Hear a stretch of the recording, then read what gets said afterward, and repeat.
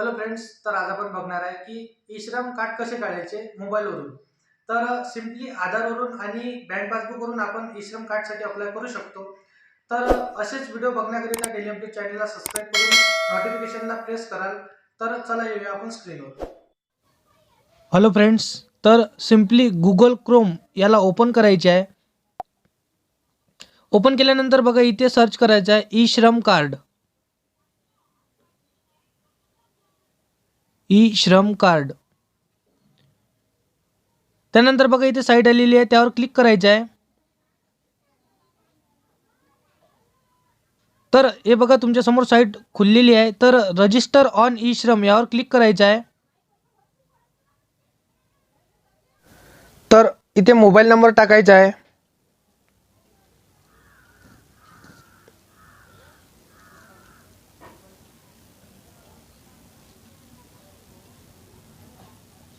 Mobile number टाकल्यानंतर इथे captcha fill करायचा आहे.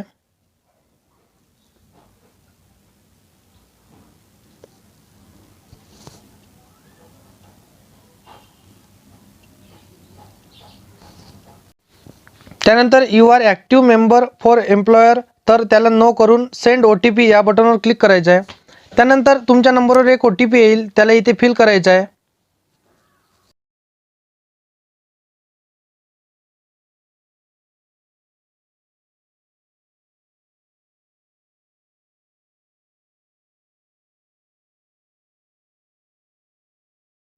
तर OTP टाकल्यानंतर सबमिट या बटनवर क्लिक करायचं आहे.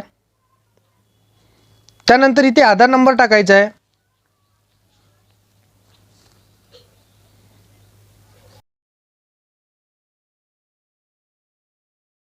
आधार नंबर टाकल्यानंतर फिंगरप्रिंट, बायोमेट्रिक, OTP, तर OTP याला टिक करायचं आहे आणि कॅप्चा फिल करायचा आहे. त्यानंतर आय ॲग्री याला टिक करायचं आहे. त्यानंतर सबमिट बटनला क्लिक करायचं आहे.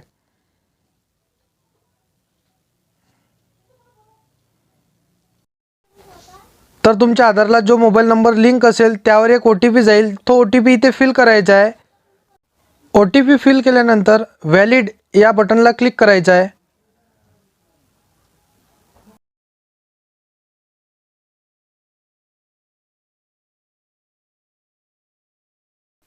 तर बघा इथे फॉर्म आलेला आहे, याला फिल करायचं आहे.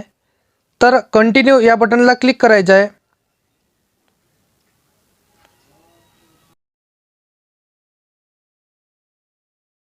तर बघा पर्सनल इन्फॉर्मेशन, तर इथे पर्सनल इन्फॉर्मेशन टाकायची आहे. जसे की मॅरिच्युअल स्टेटस, तर तुम्ही मॅरिड असाल तर मॅरिड करू शकता. त्यानंतर father name and husband name, तर तुम्ही इथे फादर किंवा हस्बंड नेमसुद्धा टाकू शकता. ते टाकल्यानंतर सोशल कॅटेगरी सिलेक्ट करायची आहे.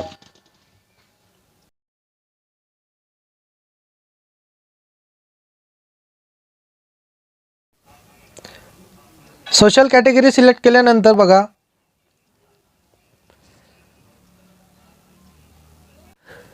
त्यानंतर इथे ब्लड ग्रुप टाकायचा आहे. जर तुम्हाला माहिती असेल तर टाकायचं आहे, त्या व्यतिरिक्त ते असेच राहू द्यायचे. त्यानंतर बघा खाली स्क्रॉल केल्यानंतर कंटिन्यू या बटनला क्लिक करायचं आहे. त्यानंतर बघा ॲड्रेस, तर इथे तुम्हाला स्टेट सिलेक्ट करायचं आहे. तर तुमचा स्टेट इथे तुम्ही सिलेक्ट करून घ्याल. त्यानंतर इथे तुम्हाला डिस्ट्रिक्ट जिल्हा सिलेक्ट करायचा आहे, तर इथे तुम्ही जिल्हा सिलेक्ट करून घ्याल. तर तुम्ही ग्रामीणमधले असाल तर रूरल या बटनला टिक करायचं आहे आणि समोर जायचं आहे आणि गावाचं नाव टाकायचं आहे. त्यानंतर इथे कन्फर्म गावाचे नाव टाकायचं आहे. त्यानंतर स्टेट डबल सिलेक्ट करायचं आहे. त्यानंतर बघा इथे जिल्हा सिलेक्ट करायचा आहे. त्यानंतर बघा इथे तहसील सिलेक्ट करायची आहे. त्यानंतर बघा इथे विलेज गाव सिलेक्ट करायचं आहे.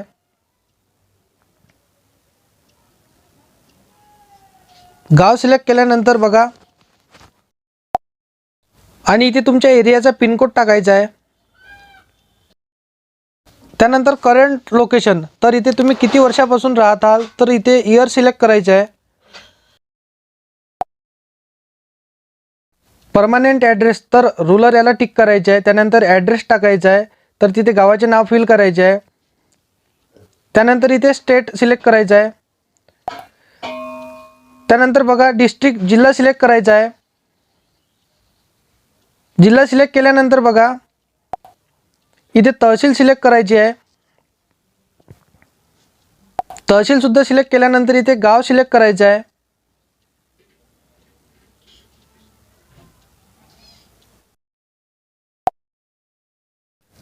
त्यानंतर इथे पिनकोड टाकायचा आहे आणि सेव्ह अँड कंटिन्यू या बटनला क्लिक करायचं आहे.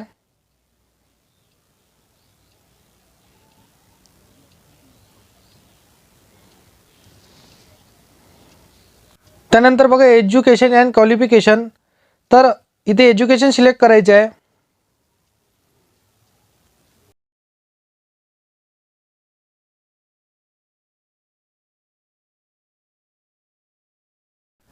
तर ते सिलेक्ट केल्यानंतर बघा तुमची इथे इन्कम टाकायची आहे. त्यानंतर बघा सेव्ह अँड कंटिन्यू याला क्लिक करायचं आहे. त्यानंतर बघा ऑक्युपेशन अँड स्किल, तर इथे नो करायचं आहे.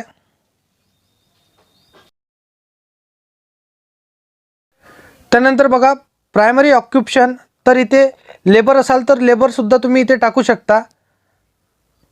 त्यानंतर बघा वर्किंग प्रायमरी ऑक्युपेशन इयर, तर ते तुम्हाला इथे सिलेक्ट करायचे आहे. किती वर्षापासून तुम्ही काम करत आहात ते इयर तुम्हाला इथे सिलेक्ट करायचे आहे. त्यानंतर बघा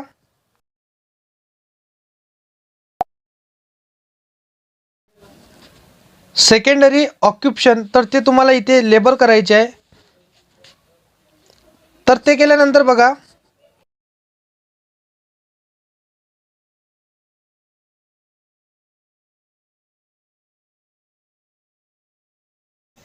सेव्ह अँड कंटिन्यू या बटनला तुम्हाला क्लिक करायचे आहे.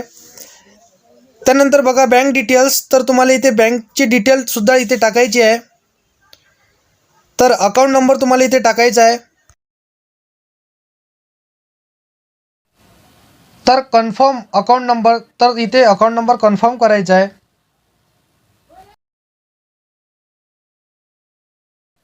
त्यानंतर बघा अकाउंट होल्डर नेम, तर इथे अकाउंट होल्डर नेम टाकायचे आहे.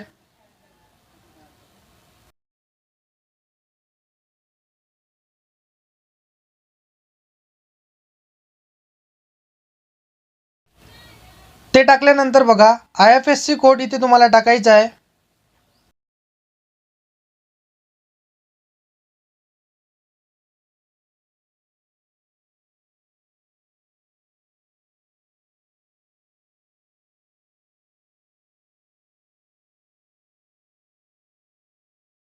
IFSC कोड टाकल्यानंतर बघा bank name and branch name इथे तुम्हाला सिलेक्ट करायचे आहे.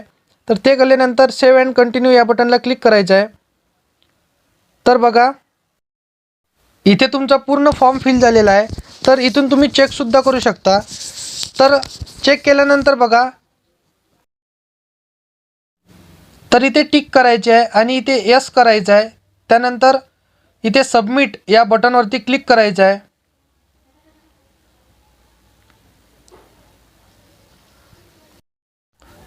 त्यानंतर बघा इथे तुमचे ई श्रम कार्ड बनलेले आहे.